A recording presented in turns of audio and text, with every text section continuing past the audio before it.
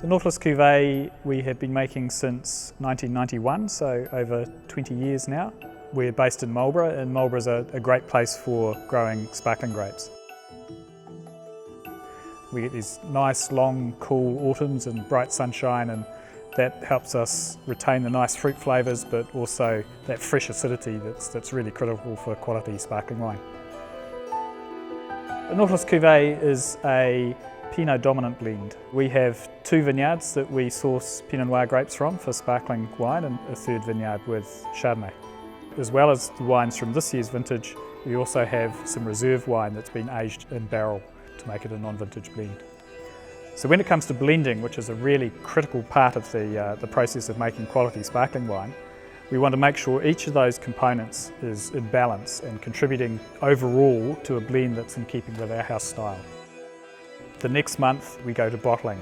We also add a small amount of sugar and we add yeast. The yeast ferments that little bit of sugar and creates the bubbles, and that's how you get bubbles in the sparkling wine. It's the traditional method used in champagne, and it stays in that bottle right through the process until you open that bottle at your dining room table. We age for a minimum of 3 years. And that aging process keeps the wine in contact with what is the dead yeast cells, or the sediment from the fermentation process. The yeast cells start to break down in a process called autolysis, and it releases some compounds into the wine, and it gives it that really sort of bready, brioche type character. And it puts these wines apart from an earlier release wine, which is more fruit driven. So Nautilus Cuvee is quite a serious, more savoury, but more complex wine as a result of that aging. The next step in the process is riddling and discouraging. And that's the process where we clarify the wine, we remove the yeast sediment.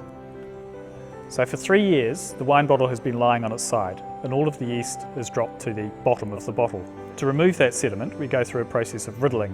The bottle is gradually moved from the horizontal position to the vertical position, upside down. The yeast travels down the bottle and all settles in the neck. The bottle is put into a neck chiller, which freezes a little plug of ice in the neck of the bottle. Now that encapsulates the yeast. The next step is to remove the crown seal, and the gas pressure in the bottle will shoot out that plug of ice. Pop.